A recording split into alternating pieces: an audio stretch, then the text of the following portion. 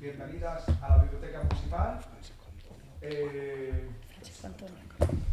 Un saludo especial al Club de Lectura, que está casi en pleno por aquí, al resto del público y por supuesto a los que nos ven desde las televisiones locales desde sus casas. Un saludo al teniente alcalde y a Ángela, la concejala residente, ¿vale? Que posiblemente sea de sus primeros años. Pues bienvenida. La Biblioteca Municipal, en su afán de fomentar la lectura, pues sigue con la dinámica de la presentación del libro. Hoy se presenta el libro Los ídolos de bronce de Francisco Carrasco y para ello, pues bueno, tenemos el honor de contar, bueno, por supuesto con el autor, la referencia es hacia él, por supuesto, aunque protocolariamente la presidencia, al que hay que referirse primero al señor alcalde que está presidiendo la mesa. Por supuesto también a María Rosal, vecina nuestra, profesora de la universidad y poeta. Francisco Carrasco es periodista y escritor también. Bueno, pues por haber tenido la deferencia de contar con la biblioteca para presentar este libro. El libro, si alguien está interesado en comprarlo, yo mismo se lo vengo ahora, que me ha dejado una librería aquí algunos ejemplares y por supuesto el autor lo firmará al final del acto gustosamente. Le doy la palabra a Alfonso, que es el que tiene que abrir el acto realmente. Bien, buenas tardes a todas y a todos. Bueno, aquí las realmente importantes sois vosotros los que habéis venido a esta presentación del libro. Yo dar la bienvenida a Francisco Antonio Carrasco. Estábamos que si Paco, que si Francisco Antonio. Paco a partir de ahora ya será Paco, pero ahora Francisco Antonio Carrasco, que es quien nos presenta Los ídolos de bronce. Bueno, y María Rosal, nuestra vecina, escritora, conocida por todas y todos, que siempre está ahí, siempre inquieta por todo lo que es la cultura en general, ¿no? De las letras y demás. Es una, bueno, iba a decir una cosa que después no te va a gustar, eso de una eminencia. Pero bueno, además darle la enhorabuena porque eso de nombrarla como una educadora excelente, ¿no? Como una persona que lleva a la excelencia la manera de educar que ella tiene dentro de la universidad y a lo largo de toda su vida. Entonces eso sí que es un gran premio. Yo simplemente es eso, daros la bienvenida, agradecer al autor que esté en nuestra biblioteca. Nuestra biblioteca, como vosotros sabéis, las que nos ven a través de las cámaras de televisión, está siempre dispuesta para presentar los libros de los autores y autoras que por aquí se quieren venir y bueno, animar a que cualquiera en este libro, en el siguiente, siempre nos vas a tener aquí o cualquiera de los escritores o escritoras que nos escuchen. Yo simplemente eso, era solo daros la bienvenida y ellos son los que van a hablar del libro y los que tienen que tomar la palabra aquí. Me dais siempre esa importancia, pero yo soy simplemente daros la bienvenida. Muchas gracias.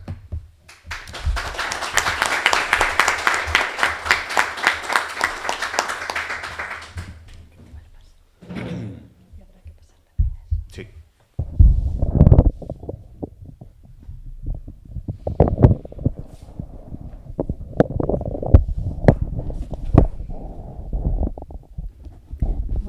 Buenas tardes. Muchísimas gracias, señor alcalde, querido Alfonso. Muchísimas gracias por acompañarnos y por tener siempre el apoyo y esa mano abierta a la cultura de Fernán Núñez.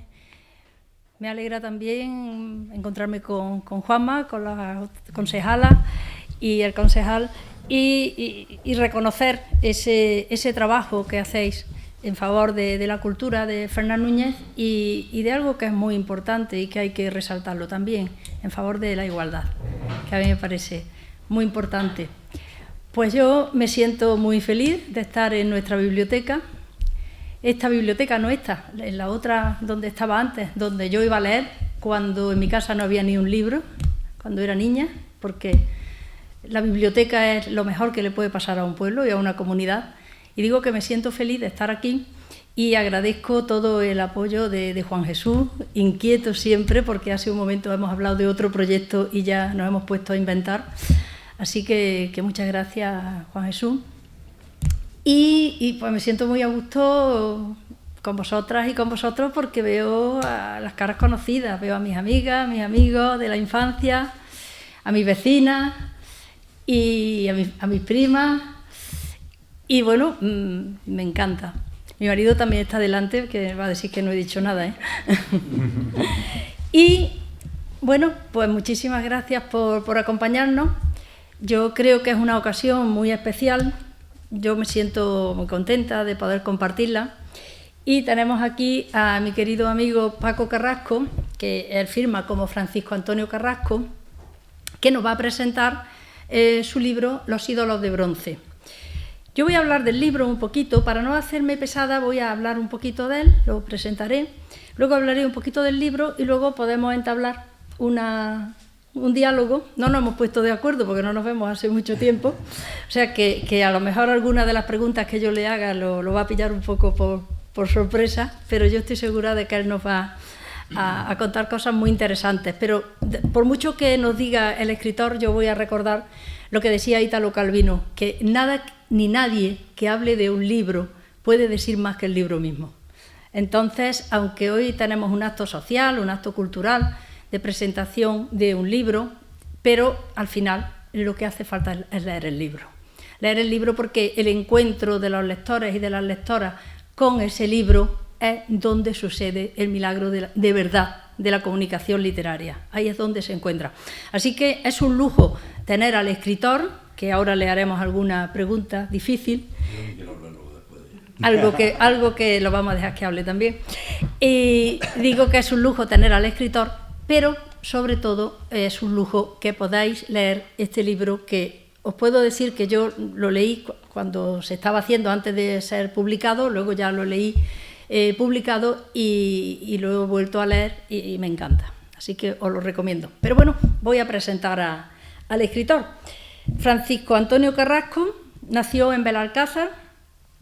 Él es licenciado en Ciencias de la Información por la Universidad Complutense de Madrid y ha desempeñado su vida como periodista en el diario Córdoba, donde, además de trabajar en todas las sesiones, porque yo te conozco sobre todo trabajando muchísimo en todas las sesiones, ha sido director de opinión, pero en este momento me apetece mucho resaltar que ha sido el coordinador, el director y el que se lo curraba, muy bien currado, el suplemento literario Cuadernos del Sur, que es un suplemento que tiene un enorme prestigio literario y que de verdad llevar esa coordinación es una responsabilidad muy importante y Paco la ha estado desarrollando durante 7 años.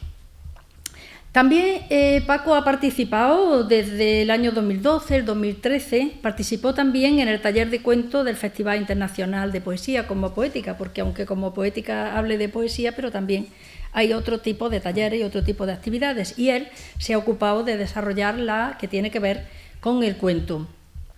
Es miembro de la Real Academia de Córdoba y su vida, como decía, ha estado siempre ligada al periodismo y a la literatura. Él ha fusionado esos dos elementos de esos dos géneros para lograr, como vais a ver cuando podáis leer el libro, unos textos que son muy atractivos y muy dinámicos, porque este libro se lee solo, porque cuando uno empieza a leerlo tiene que seguir leyéndolo, ¿no? Entonces vais a ver lo que os digo de la prosa de Paco Carrasco cuando podáis leer el libro. Quiero decir también que este es su cuarto libro. Él ha publicado antes, en el año 1999, El silencio insoportable del viajero y otros silencios, que fue un primer libro con muchísima fortuna, un libro precioso, que ya es muy difícil de encontrar, supongo que es dificilísimo, está agotado, claro, que fue finalista de los premios de la crítica andaluza y también de los premios de la crítica nacional en el año 2000, y quiero decir que no es fácil llegar ahí. Luego publicó en el año 2007 porque me gustaría también resaltar que Paco se toma su tiempo, ¿no? Paco no escribe un libro tras otro, o como otras que yo me conozco que a lo mejor escriben 2 libros al año. Paco se toma su tiempo, ahí hay un reposo de su escritura, cosa muy valiosa, y en el año 2007 él publicó La maldición de Madame Bovary. En ambos libros, en estos 2 primeros libros, nos encontramos con una visión mítica de la España rural bajo la dictadura franquista. Son historias duras en las que muchas veces nos vamos a encontrar que en esos personajes lo que se impone es el espíritu de supervivencia.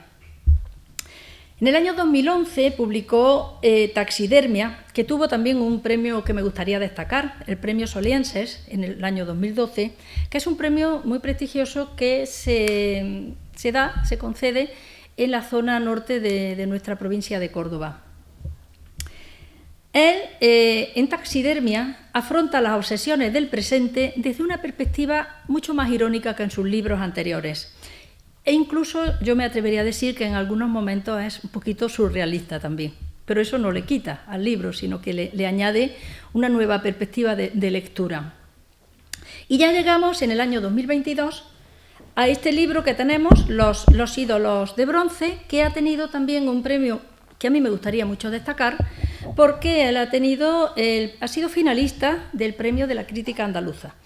El premio de la crítica andaluza, para que ustedes lo sepan, por si alguien no lo recuerda, pues es un premio que se concede él ha sido finalista, pero es muy difícil llegar ahí, porque se concede a aquellos libros que destacan entre todos los libros que se han escrito en el año 2022. Y os podéis figurar que han sido muchos. Por tanto, es un libro que viene avalado ya por una distinción, yo creo que importante y difícil, por otra parte, de conseguir.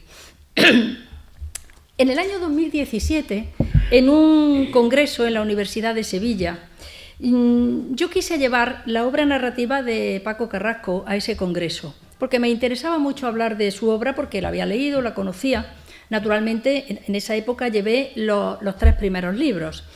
Como el congreso era un congreso feminista, pues entonces lo que hice fue analizar las representaciones patriarcales en la obra narrativa de Francisco Antonio Carrasco. Ese, digamos, que era el título de aquella conferencia, pero está publicado. Si a alguien le interesa, os puedo facilitar una copia, porque está publicado en un capítulo del libro que se está trabajando con esos libros, se trabaja en la universidad. Por tanto, quiero decir que su obra ha sido también objeto de estudio en diversas universidades españolas.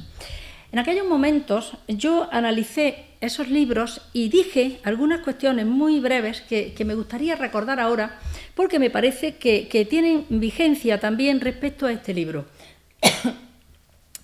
Yo hablaba en aquella ocasión de los personajes en la obra narrativa de Francisco Antonio Carrasco, y decía que esos personajes ofrecen un mosaico de la sociedad contemporánea.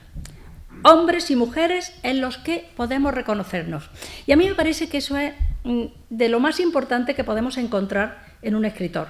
Que te pongas a leer su libro y que encuentres algo que te concierne, algo que tiene que ver contigo, algo que tú recuerdas de tu infancia, algo que sabes que le pasó a alguien, algo parecido, pero es algo que te llega a tu propia vida.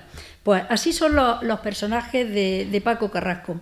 Se desenvuelven según los parámetros patriarcales heredados, pero no siempre naturalmente aceptados, lo que lo lleva a posturas de revisión y sobre todo a posturas de desasosiego, donde a veces nos vamos a encontrar con locura, con incomunicación e incluso, y eso le da también otra vuelta de tuerca a sus cuentos, con un cierto, aparece a veces digo, un cierto humor negro. La intensidad narrativa, el estilo cincelado y medido, la penetración psicológica caracterizan sus obras en la creación de personajes que son realistas, pero que sin embargo, a pesar de esa perspectiva realista, él sabe añadirles un toque de extrañeza que, como he dicho antes, nos lleva a veces a contemplar de frente, de una manera muy desasosegante, un cierto tipo, por lo menos, de locura o de inquietud. En definitiva, la realidad poliédrica que Carrasco dibuja en su obra es inquietante a veces, perturbadora en muchas ocasiones, pero, como os decía, sobre todo es tremendamente cercana. Cuando leemos sus cuentos de este libro o de los anteriores, cuando leemos sus cuentos nos encontramos que nos recuerdan a alguien o algo y muy probablemente a nosotros mismos, a nosotras mismas. Paso ahora a hablar de este libro, pero ya digo que voy a hablar muy poco porque vamos a entablar ya nosotros un poquito de diálogo y ya como nos vaya saliendo, porque como no hemos ensayado, pues un poco como nos salga, ¿no? Entonces, a mí sí me gustaría empezar recordando una frase que decía: el azar tiene razones que la razón no entiende. Porque eso es algo que siempre me ha impactado, ¿no? A veces nos pasan cosas que no conseguimos entender por qué nos pasan, ¿no? Estos son 14 cuentos que abordan el tema del azar y abordan sobre todo de qué manera el azar nos sorprende y nos zarandea. Y me gustaría decir unas palabras muy breves de uno de los grandes escritores actuales, que todavía afortunadamente lo tenemos, José María Merino, que es un escritor que vive en Madrid, uno de los cuentistas más reconocidos, que a mí personalmente me gusta mucho, y él ha dicho de este libro, precisamente ha dicho que son unos cuentos que demuestran cómo solo la maestría narrativa es capaz de descifrar las secretas casualidades de ese orden enigmático que llamamos realidad. Yo creo que lo ha resumido muy bien José María Merino. Entonces, como decía, vamos a plantear algunas preguntas. A ver, a mí de cualquier manera me resulta bastante singular que sea yo quien entreviste al periodista. Vale. Eso es bastante singular. Yo quiero hablar un poco Venga. antes, porque más o menos explico también el proceso independientemente de... Sí.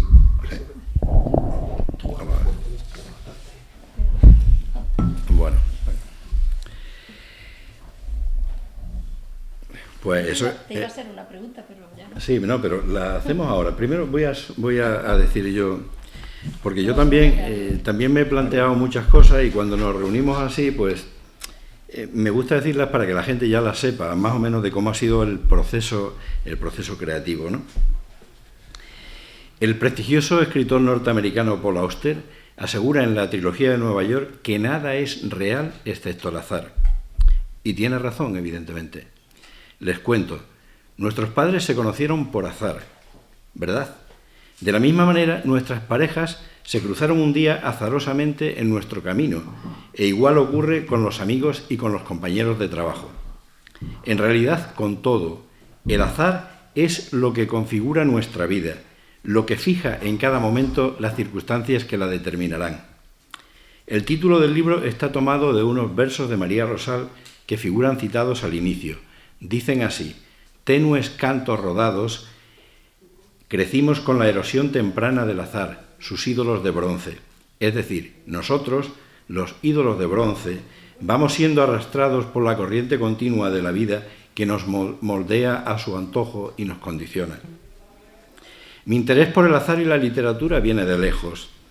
En 1979, cuando hacía la mili en Jaca, quizá en alguno de esos viajes que se narran en El Canfranero, el primero de los cuentos del libro, leí El halcón maltés, de Dashiell Hammett, en una edición conmemorativa del 50 aniversario de la novela negra que aún conservo. En El halcón maltés, su protagonista, Sam Spade, nos habla de un personaje, Flycraft, que decidió cambiar su vida por completo, abandonando mujer e hijos, tras caer junto a él una viga que estuvo a punto de matarlo. Entonces, Flycraft comprendió que los hombres mueren así, por azar, y que viven solo mientras el ciego azar los respeta. Esta es precisamente la cita que cierra a los ídolos de bronce. Según cuenta Spade, Flycraft pensó que si una viga al caer accidentalmente podía acabar con su vida, él entonces cambiaría su vida, entregándola al azar. Se trasladó de ciudad y se casó de nuevo, olvidando su pasado, sin remordimientos. Años más tarde, en 1992, recordando aquel caso, aunque sin aludir a él, escribió un artículo en la contraportada del suplemento dominical del diario Córdoba, titulado Rupturas, en el que un hombre de 50 años abandona su casa para siempre. No le había caído ninguna viga, pero llevaba una vida miserable, motivo más que suficiente para perderse y empezar de nuevo. En cualquier caso, lo que quiero decirles es que el tema no se me había ido de la cabeza. Después, azarosamente, fueron surgiendo otros hechos que me acercaron a él, como la aparición de 2 pólipos cancerígenos que dieron lugar al canfranero. Casi todo lo que se dice en este cuento es verdad. Los pólipos, mi servicio militar en Jaca, los viajes en el canfranero, el miedo a que descarrilara aquel tren, la exposición en Córdoba, todo eso es verdad. Y además lo empecé refiriéndome al azar, con lo cual podría ser perfectamente el inicio de un proyecto global, este libro. Y poco a poco, después de aquel lejano 2011, cuando lo escribí, fueron surgiendo los cuentos, algunos más reales, otros fruto de la imaginación, pero siempre motivados por algún hecho que los provocaba. Ciertamente, los más duros son los que tienen relación con la guerra civil, que hay 3. Pero en estos casos, desgraciadamente, los muertos de los que se habla son ciertos. Esos casos ocurrieron aunque se hayan novelado las circunstancias. ¿Cómo se me iba a ocurrir a mí una historia tan dura como la que se narra en El camión de la muerte? Ya tendrán tiempo de leerlo. Imposible. Ni a mí ni al más osado.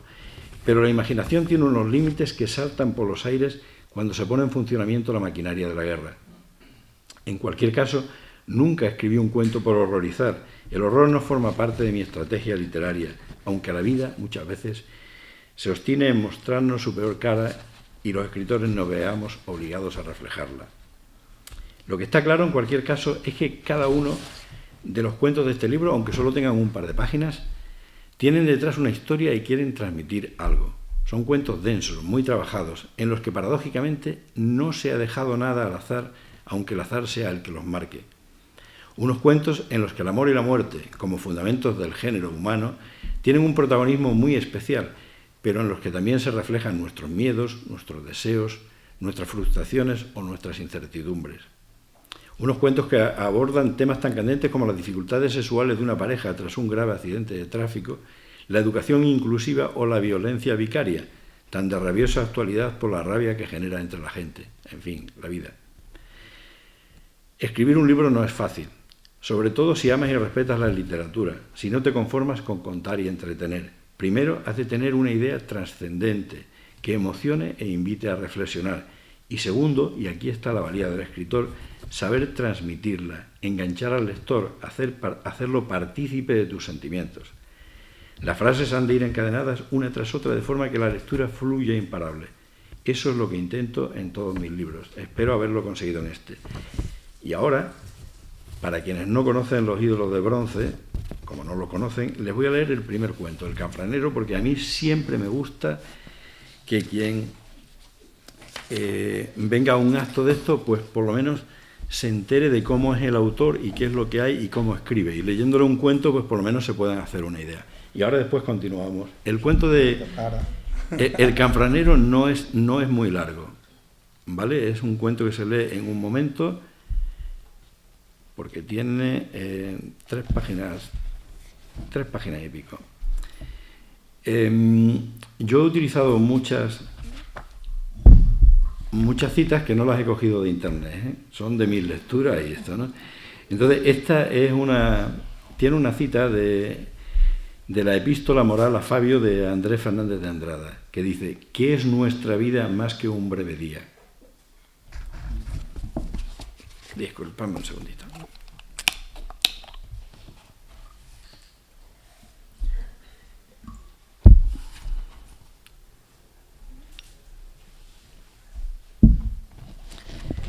Siempre había confiado en el azar. Le había proporcionado descubrimientos asombrosos, momentos mágicos, satisfacciones infinitas. Sabía perfectamente cómo interpretarlo, qué decisión tomar a cada instante, hasta que se le cruzó la muerte. Entonces, desconcertado, bajó la guardia y decidió desafiarlo, sin calibrar las consecuencias. Había recibido hacía unos días la noticia de que tenía un cáncer. No era un cáncer terminal, es cierto, pero había que operarlo. Desde entonces estaba dándole vueltas a la cabeza, intentando asumir la situación y afrontar el futuro lo más dignamente posible. Pero le estaba costando. Era difícil asimilar la muerte cuando solo se había preparado para la vida, cuando, por falta de tiempo y entrega a un trabajo demasiado absorbente, había fiado tantos proyectos a la jubilación. Había pensado que al menos 10 años de tregua le daría la vida para dedicarse a su familia y sus ilusiones. Pero la vida no se ajusta a las normas de la lógica y el sacrificio al trabajo no garantiza el descanso, por más que uno se lo haya merecido. ¿Está usted seguro?, le preguntó al médico. Segurísimo. El análisis no deja dudas, le respondió. Se quedó tan apesadumbrado que no supo qué decir. ¿Está bien?, se preocupó el doctor tras unos momentos de silencio. Sí, bueno, no estoy bien, ¿qué quiere que le diga?, le respondió trastornado. No estoy bien, repitió. ¿Cómo voy a estar bien? No se preocupe, no le dé más importancia de la que tiene. En su estado actual, más del 80% de los cánceres se curan, argumentó. Ya, pero nada me garantiza la vida. El médico lo miró. Estaba abatido. Era la viva imagen de la desolación. Intentó forzar una sonrisa. Verá cómo salimos adelante, le dijo, utilizando el plural deliberadamente. Créame que no lo engaño, pero tiene un cáncer y eso no podemos negarlo. Lo más importante ahora es que se anime y confíe en sus posibilidades. Eso es lo más importante. Ojalá, contestó sin mucha fe, despidiéndose del médico, y luego, sin saber cómo, se escuchó pronunciando Dios le oiga. Él fue el primer sorprendido. Hacía ya tiempo que no creía en Dios. Pocos días después, acudió a la exposición de un amigo, Juan José López, un joven periodista cordobés que había estudiado fotografía en Huesca. Mostraba una treintena de imágenes en blanco y negro que destacaban por su fuerza creativa y su capacidad evocadora. Entre paisajes, escenas urbanas y retratos, descubrió una foto que lo sobrecogió, una solitaria vía de ferrocarril sobre un puente con un cerro al fondo. «Juan José, por favor, ¿me puedes decir qué línea ferroviaria es esta?», le preguntó con el corazón acelerado. «La del Canfranero», le respondió, «una línea que circula entre Zaragoza y los Pirineos. ¿La conoces?». «Sí», le contestó maquinalmente con el ánimo ensombrecido. «La he cruzado muchas veces». El Canfranero, qué recuerdo. Había hecho el servicio militar en Jaca, los 2 primeros meses en la compañía de esquiadores escaladores, el resto como estafeta enlace. Al menos 2 veces a la semana tenía que viajar a Zaragoza, en el Canfranero. Salía poco después del almuerzo y regresaba al día siguiente. 4 horas de viaje con el corazón encogido. Le tenía pánico a aquel tren. Pensaba que algún día descarrilaría y que sin duda alguna moriría en el accidente. Estaba segurísimo. Pero no fue así y pudo volver a casa sano y salvo. Eso sí, juró que nunca más viajaría en aquel maldito tren. Nunca. Todo eso pensaba entonces, con los sentimientos a flor de piel, mirando aquella fotografía. Pero poco a poco se fue tranquilizando. Ahora era distinto. La vida había cambiado, también las preocupaciones y los miedos. Su enemigo ahora no era el Canfranero, sino el cáncer. Viendo aquella imagen, se rió de todos sus temores de juventud. «Pobre diablo», murmuró ensimismado, «nos pasamos la vida acobardado, inventando tragedias que no ocurrirán nunca». Y en aquel momento, con el aplomo del que se siente dueño de su destino, decidió hacer un nuevo viaje en el Canfranero, aprovechando que aún le faltaban algunos días para la operación. Una semana después, descarriló el Canfranero. Un accidente espectacular en el que milagrosamente, según se dijo en el telediario, solo había un muerto, él. Tras el entierro, me cuenta apesadumbrado Juan José López, mostrándome la foto de la vía ferroviaria, llevó a su casa una carta del hospital. Su mujer la miró con indiferencia, pensando que serían las últimas indicaciones para la operación. Estuvo a punto de tirarla directamente a la papelera, pero un extraño presentimiento la impulsó a abrirla. En la carta, firmada por el director médico, lamentaban haberle dado un diagnóstico equivocado por error y le pedían disculpas por todos los trastornos que ello hubiera podido ocasionarle. Ya está.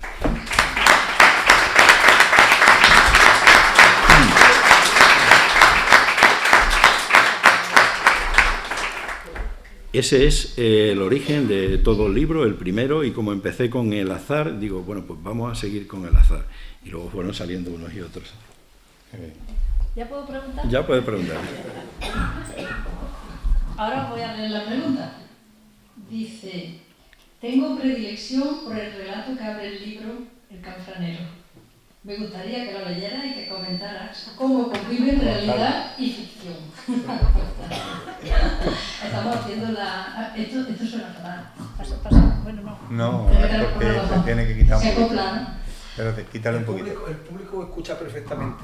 Acordaros de esto por la tele, ponerlo Sí. aquí en medio, que lo oigan desde las casas, ¿vale? Claro, el problema es que con las preguntas tendremos que ir de un lado a otro. Se acopla. Venga, ahí. Decía, a ver, ¿se oye?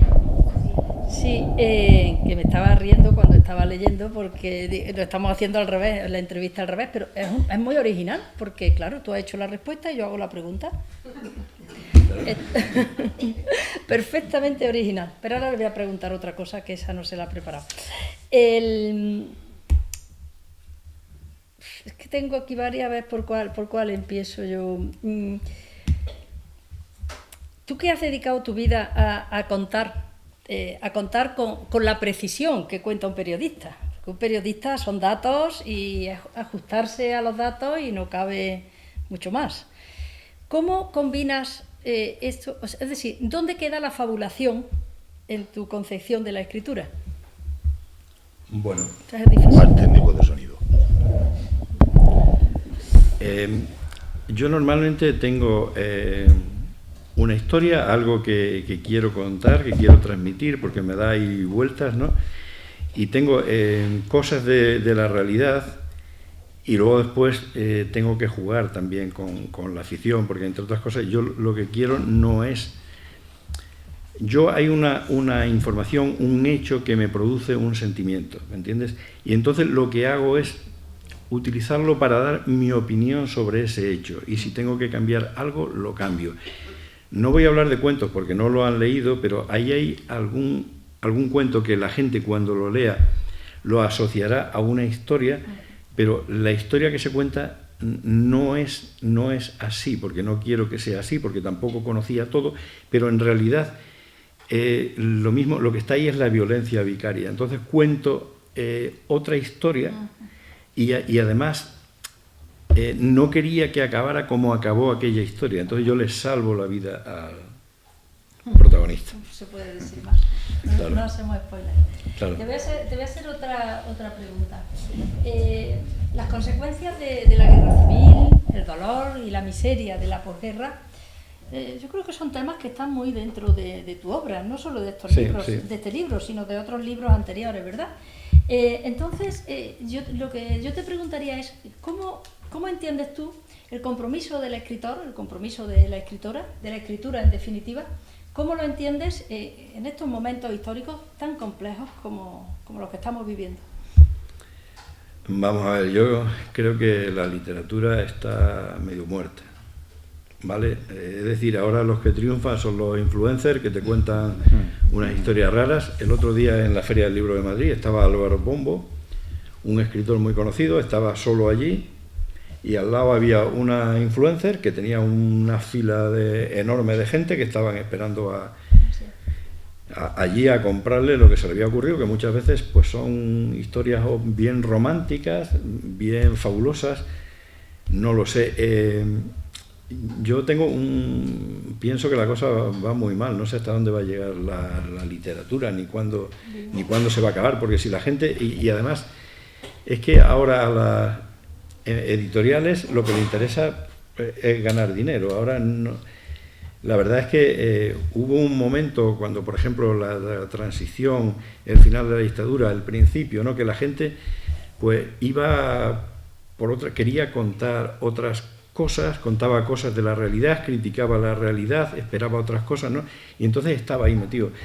Esto ahora empieza a dejar a tener importancia, ¿no? Y entonces la verdad es que cuando tú te quieres dedicar, te gusta mucho la literatura, quieres contar cosas, quieres transmitir, es muy difícil llegar y encontrar una editorial que te publique y todo esto, ¿no? Entonces, yo lo veo fatal, la verdad, la situación. Sí. Yo he visto también en la Feria del Libro de Barcelona hace un mes, lo que tú dices, una cola inmensa. de gente. Los escritores que conocemos estaban allí, tenían a una persona firmando algún libro o tres, pero había una cola inmensa y me preocupé de seguir aquella cola porque digo, a ver, ¿a quién, no? Y era este que sale en la tele, Risto Mejide. Risto Mejide. Sí, pues tenía una cola inmensa con personas de seguridad controlando que no se pudiera acercar nadie. Unas cosas, bueno, impresionantes, ¿no? Bueno, ese es el mundo que tenemos, esa es la modernidad líquida que tenemos. Hay solo una cosa que quiero decir. Además, esto lo vi en Facebook el otro día, y además lo decía una persona a la que se habían acercado también alguna editorial para que escribiera, ¿no? Decía que las editoriales buscan una persona conocida y luego después buscan a un negro literario para que escriba la novela. Así de claro. Así de lamentable. Sí, sí.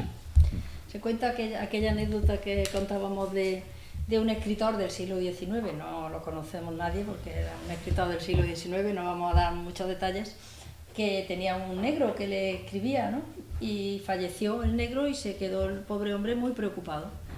Y tocaron en la puerta y era un señor que le dijo, vengo a verlo, yo lo conozco a usted, dice, no, es que yo soy el negro de su negro. Entonces, bueno, esas son las trampas, pero nosotros hablamos de literatura de verdad. Yo te preguntaría una cosa ya de los cuentos. ¿Tienes algún personaje al que le tengas especial simpatía o por el contrario al que le tengas especial manía? Bueno, hay una historia que es una historia de algo que le ocurrió a mi padre en 1945. Entonces,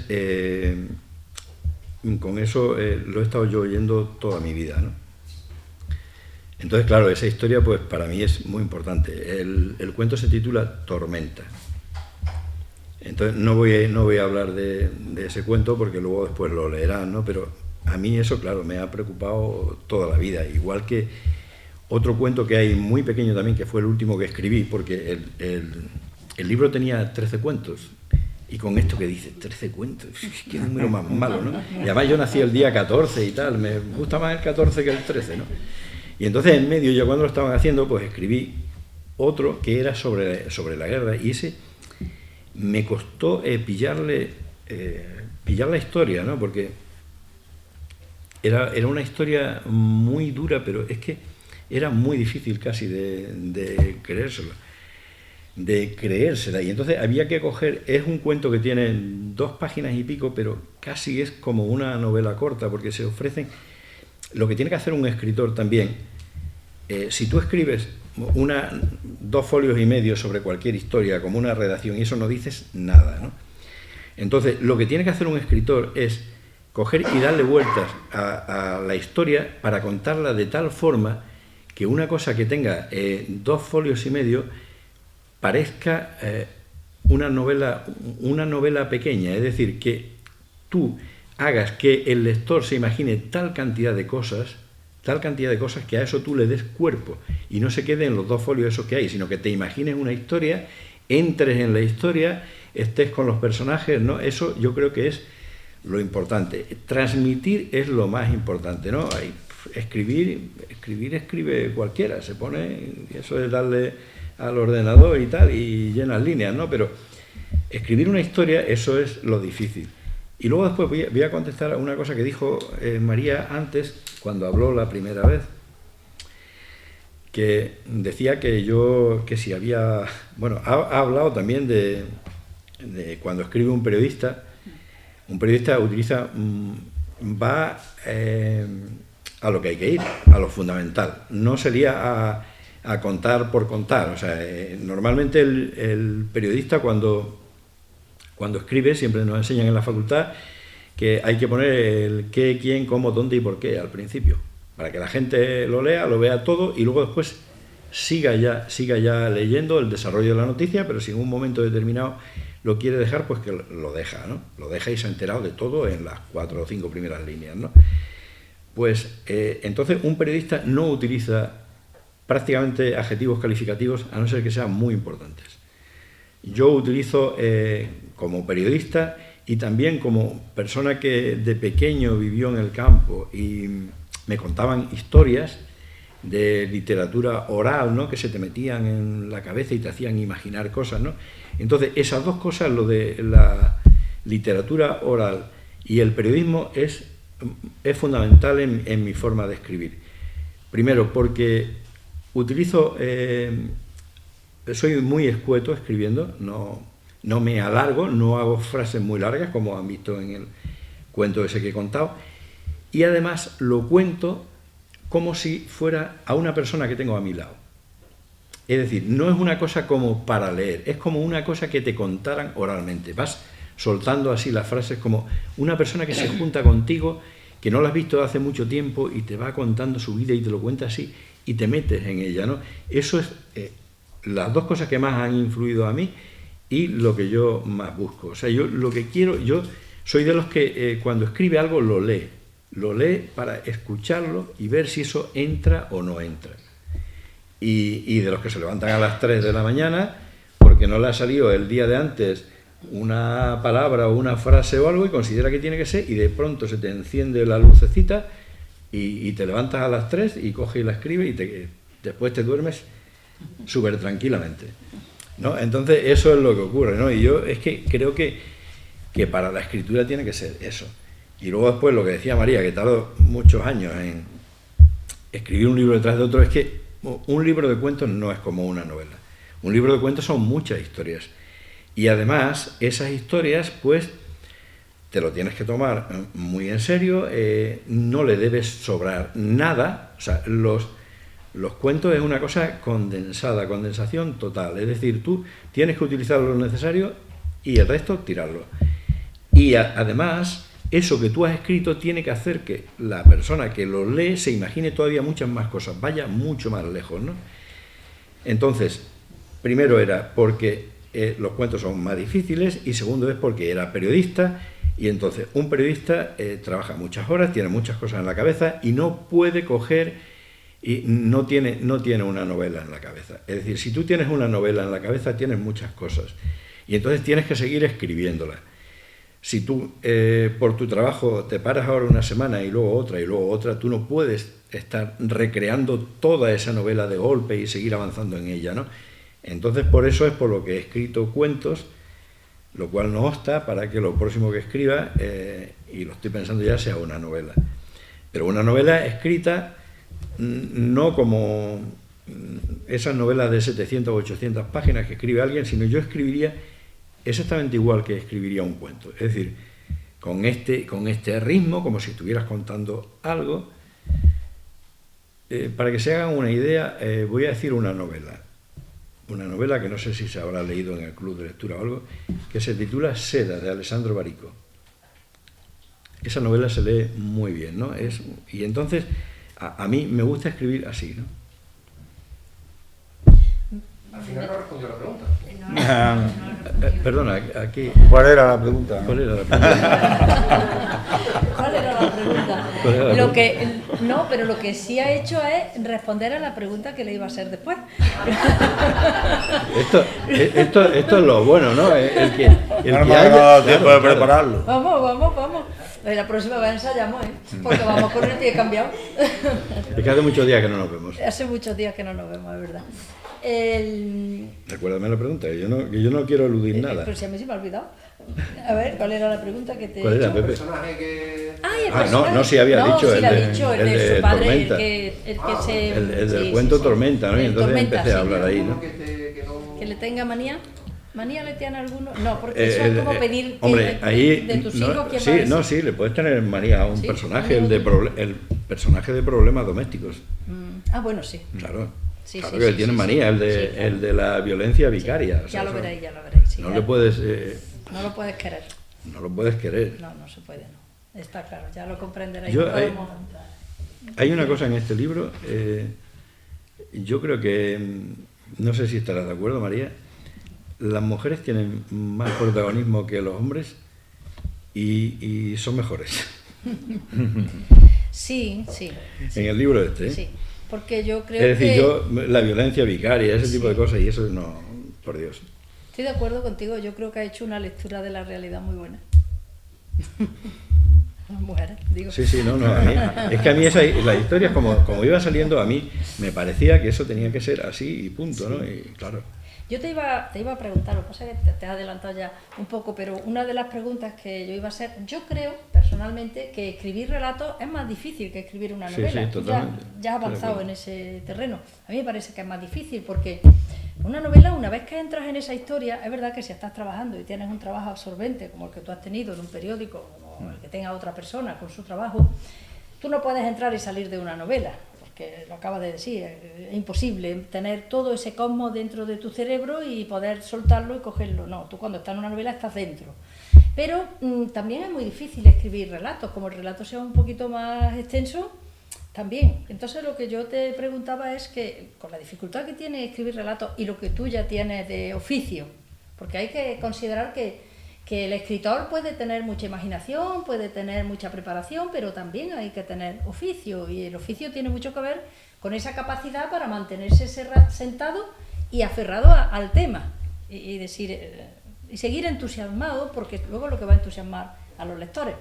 Entonces, la pregunta más o menos, que no es una pregunta, sino una reflexión, ¿no? Con todo ese oficio que tú ya tienes y lo meticuloso que yo sé que es cuando escribe, que busca el adjetivo o el sustantivo o el verbo y es capaz de llamarte por la tarde y decir, he cambiado un verbo en un libro que está acabado, y digo, pero ¿por qué lo tocas? ¿No? Bueno, pero cuando he soltado el libro, ya estoy satisfecho del libro entero. A mis 3 libros anteriores no les cambiaría nada. Los dejaría así. Surgieron en un momento determinado, están así y punto, ¿no? No soy de esto que ven los libros y luego dices, joder, vaya lo que hice allí. Claro, por lo que yo te decía, que después de toda esa experiencia, que es muy extensa y de muchos años, porque aunque han salido 4 libros, tú has estado siempre sobre la escritura. Lo que yo te preguntaría es, ¿cómo va la novela? Que si asoma la novela por ahí, o se te ocurre, o estás dispuesto a entregarte a la novela. Esa es la pregunta, ¿no? Yo ahora mismo, lo único que sé ahora mismo es que lo próximo va a ser una novela. Y tengo escrito el principio, ¿vale? Tengo mucha idea de cómo va a ser. Hay por ahí 2 historias distintas, ¿no? Y ahora lo que tengo que hacer es ponerme, porque a mí me gusta ser realista y no coger y ponerme a escribir algo y decir cosas que no puedan ser, ¿me entiendes? O sea, entonces tengo que empezar a mirar, porque tiene que ver con una noticia muy importante que hubo en los periódicos, entonces mirar cómo se desarrolló aquello, hablar con un psiquiatra a ver cómo podría reaccionar el personaje que sufrió aquello, porque no me gusta, es como un cuento que hay aquí, el del trasplante, que no sé, siempre te puedes poner y puedes coger y decir, imaginarte lo que quieras, ¿no? El cuento iba de un trasplante y entonces yo tenía que saber más o menos cuáles eran los síntomas, que entonces hablas con un médico, hablas con cosas, te lo preparas todo, ¿no? Porque lo que a mí no me gusta es coger y decir tonterías las justas, ¿vale? Y entonces eso es lo que empezaré a partir de ahora. Ahora mismo no tengo ya ninguna otra presentación preparada, entonces a partir de ahora empezaré a tomar notas, a escribir cosas. Por ejemplo, los dos trozos que tengo escritos son 2 posibles inicios, y luego he mirado, había escrito uno y luego se me ocurrió otro, pero he visto que eso puede ir detrás del primero, ¿no? Y entonces empezar así, estudiar la época, porque tengo que ver mucho de los años 40 y luego después de el año 2011, me parece que fue el 4 de marzo, ¿no? El 11 de marzo. El 11 de marzo, el de 2004. El 11 de marzo. Sí. ¿No? ¿De 2004? ¿O de qué está? 2011, el de España. El 2011. Sí, el de...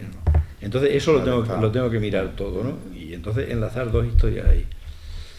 Y eso, pues, preparárselo, escribir el tiempo. Yo supongo que esa historia ya no me daría tanto tiempo, porque claro, porque ahora estoy jubilado ya, tengo más tiempo y además podría escribir seguido, ¿no? Y entonces, pero vamos, y una novela, pues por ejemplo, que tuviera 200 o 200 y pico páginas, que la gente se lo lee muy bien y le lleva, que fuera ligera, pero a la vez dijera cosas, ¿no? Que eso es lo que yo quiero. Que tú te pongas a leer una novela que digas, joder, vaya tostón, ¿y ahora cómo sigo?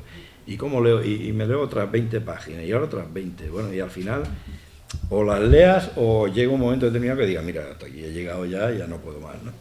Entonces, eso es lo que no me gusta a mí. Yo quiero que el lector, cuando empiece a leer, vaya hasta el final y se siente arrastrado por el estilo, ¿no? Eso es lo que tiene que hacer un escritor. Es decir, los temas están por ahí. Tú coges un tema, tú se lo das a 100 escritores distintos y salen 100 novelas distintas o 100 cuentos distintos, ¿no? Entonces, esa forma de escribirlo, de transmitirlo a la gente, y eso es lo que hace a uno escritor.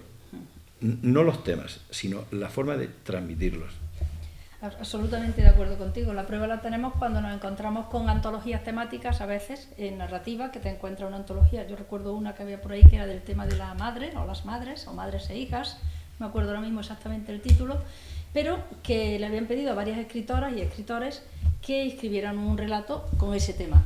Y cuando yo me puse a leerlo, pues algunos me los leí de un tirón y a otros dije, pues no, pues lo siento, pero este no me lo voy a leer, porque yo es que soy también una lectora bastante impaciente. Entonces, si no me llena el libro, pues digo, pues no. Y entonces, es lo que tú dices, hay relatos que te enganchan en una antología, aunque sean todos del mismo tema, y cada uno lo enfoca de una manera. ¿Cómo vamos de tiempo? Son y 20, temprano. ¿Le regalo a la gente un cuento de 2 páginas? Sí, pero yo antes de pasar a leer, dime. Si te parece, finalizamos con tu lectura. Vale. Pero antes yo le iba a preguntar algo más frívolo, ¿no? Porque estamos aquí ya una cosa muy seria y muy académica, que a mí no me gusta ponerme tan académica, bastante tengo con mi trabajo. Yo te ibas a preguntar otra cosa, por tus manías como escritor. ¿Tú tienes manías o no? Porque Claro. eso siempre se creen que los escritores estamos medio pirados Sí, y tenemos manías. claro, ¿no? claro. Yo conozco algunos que Claro tienen que muchas, claro que otros que no manías. tienen. ¿Tú tienes manías? Sí. Esto no va a No se resultar, entere nadie. va a resultar increíble, ¿no? Me da igual que se enteren. Tenemos la cámara. Yo escribo con pluma, ¿vale? Con pluma. Luego después, una vez que lo tengo escrito, lo paso al ordenador y corrijo con boli rojo. ¿Me entiendes? Pero vamos, que el principio es con pluma. O sea, me siento a gusto escribiendo con una pluma y tal. Y además, me parece que se me ha roto ya, pero tenía la pluma de los primeros libros, la tenía allí y la pobre ya. Hay que regalar plumas, ¿eh? Vamos a ver. Pero no sé, a mí la verdad es que me encanta y es que con lo que escribas es como te fluye lo que quieres escribir, ¿me entiendes? Yo con un ordenador así delante, pues no, o sea, tú en cambio estás así con una pluma y estás pensando y estás escribiendo y te sale, ¿no? En cambio con un ordenador pues tendrías que darle, no lo sé, lo veo de otra forma. No lo sé. Cada uno con sus manías. Sí, claro. Yo no puedo. Yo reconozco que son manías, pero vamos, Yo ordenador. directamente. Yo solo podría escribir con ordenador. Bueno, eso es más difícil que te Pues, regalen algo. una cosa, podéis regalar un ordenador una cosa, posiblemente si no escribiera con pluma y escribiera con ordenador, igual los cuentos eran más largos, igual no le tenía pillado yo eso. Bueno, Yo creo que los que escriben novelas de 700 páginas no escriben con pluma, escriben directamente con ordenador y además hasta rápido. o directamente con grabadora. Torrente Ballester, grababa. Se tumbaba en la cama, en oscuridad, y dictaba a la grabadora. Claro. Luego tenía quien le pasara. Bueno, limpio. no. A Cela también se lo pasaba limpio. No. Mujer Ahora coge, primera, ¿no? ahora Que coge, luego no ahora se coge fue. y Ahora se con lo- el móvil. ahora coge y lo grabas con el móvil y luego después el ordenador te lo pilla y ya está. No, es verdad. Más fácil, más fácil. Yo la última entrevista que hice la hice con el móvil Bueno, y luego después, pero claro, lo que te sale no es igual. Luego después tienes que leerlo y que tú que has estado en esa conversación acordarte de ello y ponerlo bien porque te pone falta de ortografía, te junta una frase con otra, vamos. Correcto. Bueno, y ahora con la inteligencia artificial directamente te sientas y le dices que te escriba la novela. Escríbeme la novela. Qué bello. Bueno, nosotros hablamos de literatura de verdad y no de esas otras cosas que ahora estamos viendo. Léenos lo que tú Venga, quieras. voy a leer el cuento número 14. Este es de la Guerra Civil. Y en realidad la historia, aunque la historia luego después he tenido yo que recrearla, no es así, Pero hay una cosa cierta. Bueno, lo digo luego, ¿no? Porque si lo digo antes, se titula Justicia Natural. Y además nos recordará muchas cosas del pueblo, ¿no? De cuando éramos niños y tal. Hacía poco que había dejado de llover. El agua aún corría caudalosa por las calles. Tras una tormenta terrible que se había prolongado durante más de una hora, el sol aparecía tímidamente entre las nubes. Cristina abrió la puerta y se asomó al exterior. Una bocanada de aire fresco le acarició la cara. Respiró profundo y cerró los ojos. Sin saber por qué, se sintió feliz, en paz con el mundo, redimida. La tormenta la había pillado bordando un vestido para su nieta, un vestido blanco, adornado de flores y libélulas. Precioso. Había una fiesta en el colegio y quería que fuese la más guapa, que disfrutase todo lo que ella no había podido disfrutar. Soñaba bordando. A veces se quedaba traspuesta, con la mirada perdida. Luego, tras unos momentos de quietud, proseguía callada su labor. ¿Quién sabe lo que pensaría? Bordando, a la luz de la ventana que daba al corral, se pasaba la mayor parte del día. Bordar la relajaba, le gustaba mucho y también le ayudaba a ajustar la magra economía familiar. Pasaban muchas estrecheces, aunque nunca les faltara de comer. De pronto empezó a llover, muy fuerte, unos goterones enormes, e inmediatamente llegaron los relámpagos y los truenos, y se ensombreció todo. Cristina dejó de bordar y se santiguó instintivamente. Después se asomó a la ventana a observar el espectáculo de los rayos hasta que un trueno impresionante, que pareció remover los cimientos de la casa, la obligó a cerrarla de golpe, aterrorizada. La tarde se había quedado muy tranquila. Los niños habían calzado las botas de goma y jugaban en el agua. Las vecinas empezaron a asomarse a las puertas comentando la tormenta. Entonces llegó una mujer muy alterada anunciando que un rayo había matado a Andrés Guzmán, el pastor de los Alcores. A Cristina la recorrió un escalofrío. Andrés Guzmán. ¿A quién dices?, consiguió articular sobrecogida para confirmarlo. A Andrés Guzmán, le repitió la anunciante. Se puso debajo de una encina para refugiarse del temporal y le cayó un rayo. Cuando lo encontraron, estaba muerto, explicó. Pobre hombre, añadió compungida. Tuvo que sentarse en una silla para reponerse de la sorpresa que le produjo la noticia. Andrés Guzmán, valiente canalla. Hacía años que no lo veía, pero lo odiaba con todas sus fuerzas. Cristina se tapó entonces la cara con las manos y empezó a llorar, convulsivamente. Las imágenes se agolparon en su cabeza martirizándola. Lloró y lloró, hasta que no tuvo más fuerzas, hasta que no tuvo más lágrimas. Lloró. Hacía poco que había acabado la guerra. Cristina era republicana, como toda su familia. Su padre y su hermano se habían echado al monte para salvar el pellejo, pero ella y su madre se habían quedado en casa expuestas a los caprichos de los vencedores. A veces las molían a palos acosándolas a preguntas que no sabían o no debían responder. Otras le rapaban la cabeza y la sacaban en procesión por el pueblo para escarnio público. Aquella tarde maldita fue peor. Tenía 20 años. Llegaron aporreando la puerta y se la llevaron a la cárcel. Unos jóvenes que hicieron comentarios obscenos sobre su cuerpo, advirtiéndola de que se iba a enterar de lo que es bueno. Ella no les hizo caso. Siempre era igual. Pero aquella tarde no fue igual. No le pegaron, ni le raparon la cabeza. La violaron. La metieron en una celda y al rato llegó Andrés Guzmán, un joven que la había pretendido sin éxito antes de la guerra. No intentó siquiera seducirla. Estaba decidido a forzarla, a abusar de ella, impunemente. Y lo hizo, jaleado por sus amigos, los que la habían sacado de su casa. De nada le sirvió defenderse como una jabata, ni llorar cuando vio que todo estaba perdido. Fue muy violento y doloroso. Al acabar, mientras Andrés se abrochaba satisfecho los pantalones, con todo el odio que pudo acumular en aquel momento, lo miró a los ojos y se lo dijo: ojalá te parta un rayo, cabrón. Entonces, esta historia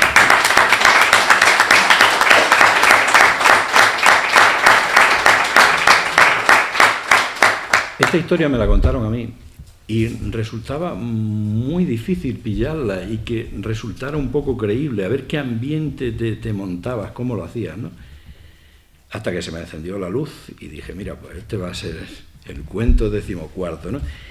Pero además, claro, es que para que se den cuenta de lo que decía antes María de lo de pensarte los cuentos y tal, al principio dice, una bocanada de aire fresco le acarició la cara, respiró profundo y cerró los ojos. Sin saber por qué, se sintió feliz, en paz con el mundo, redimida. Cuando dice sin saber por qué se sintió feliz, en realidad el rayo ya había hecho su trabajo. Y entonces es como, sin saber nada de nada, hubiera sentido un ramalazo de felicidad, ¿no? Como si se hubiera enterado antes, ¿no? de aquello, ¿no? Se enteró después. Entonces, por eso es por lo que hay que mirarlo absolutamente todo, trabajárselo bien, porque las historias son como son. Y si tú quieres sacarla bien, te lo tienes que currar a tope. Ya está. Bueno, pues muchísimas gracias, Paco. Si quieres decir algo más, yo creo que Yo, si alguien quiere preguntar ya, algo o sí. decir alguna cosa... O cuando pase, ahora podéis preguntar lo que queráis, pero digo que cuando pase ya el verano y todo eso, el Club de Lectura, si le apetece una visita, que te dé una vuelta por aquí también. Lo digo también para tenerlo en cuenta. No tengo ningún inconveniente. Ahora podéis preguntar lo que queráis, pero digo que yo lo estaba pensando que puede ser interesante, como estáis aquí compañeras también del Club de Lectura, pues que puede ser muy bonito también que pudiera ya, una vez que lo hubieran leído, pues hacer una visita. Por supuesto que sí. ¿Verdad que sí? Que puede ser... No tengo ningún problema. Además tengo familia en Fernández, o sea que vendría y lo vería y tal. ¿Queréis preguntar algo o también ahora vamos a dedicar un rato para que os firme el libro? ¿Queréis preguntar algo? ¿No? Entonces, alcalde, cerramos. De los dos cuentos que he leído, ¿habéis visto alguna cosa? ¿Algo que os guste, que os sorprenda o algo de eso así? ¿O que os disguste? Pues todas las historias están escritas así. Quizá también en un sitio me dijeron, joder, es que tienes una voz de actor de los años 60. Paco, Dime. a mí me ha sorprendido mucho el 14º que has leído, me he quedado... Sí. Bueno, no es el Sí, ese no es el 14º. Aquí está, lo que pasa que sí, que era... No, sí, no va en ese orden, no va en ese orden. Pero sí era el último que había escrito. Vale, perdona. Pero cuando lo buscáis en el libro no aparece En el libro está el cuarto o el quinto. Vale, Está. vale.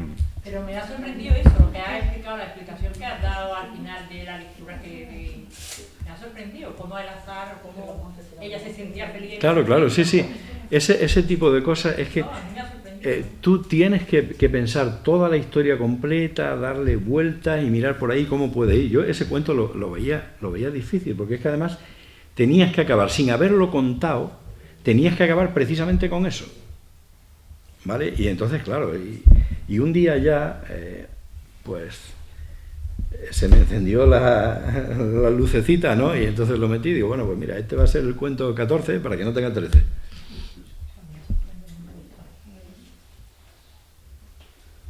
El hecho es cierto, ¿eh? Es cierto, cosa? aunque increíble. Aunque increíble. Bueno, eso es lamentable. ¿Alguna cosa más? Bueno, pues yo lo que le digo ya a Paco Carrasco, porque ya tenemos que empezar a decirle Paco Ya son Carrasco. amiguetes. Lo que le digo es que vaya cogiendo fecha para la novela, para la presentación de la novela, ¿no? Vaya cogiendo, porque tendrá que venir después a presentárnosla. A mí lo que sí que me ha parecido es que sabe vender muy bien su libro. Me ha parecido una manera fantástica de venderlo, porque yo creo que a todos ya nos llama el gusanillo de tenerlo y de leerlo. Y bueno, cuando a lo que Paco se ha referido, ¿no?, con el tema de la literatura, lo mal que puede estar, yo creo que mientras haya escritores y escritoras como está Paco, como está María y como está Fernando Molero, que está allí, mientras haya ahora lo he visto. escritores así y tengamos la suerte, además, en nuestro pueblo de tener muchos y muchas, pues ese rayo de esperanza está siempre ahí. Pero sí que es verdad que es lamentable lo que ocurre con los youtubers estos y con toda esta gente que tiene muy bonita cara, pero y solo por eso, por salir muchas veces en la tele, pues ya somos capaces de seguirlo, vamos a meternos todos. Yo desde luego no lo sigo, algunos de ellos, no, pero sí que es verdad que nos lleva solo esa cara, esa fama. Y luego se van a Andorra para no pagar impuestos, ¿eh? No, y a mí me gustaría también sumar a lo que dice el alcalde, que para que los escritores tengamos sentido necesitamos absolutamente a los lectores. Entonces, esta mañana en la Facultad de Filosofía, en la Facultad de Educación hemos tenido una jornada sobre lectura y hemos estado hablando también de todo esto esta mañana.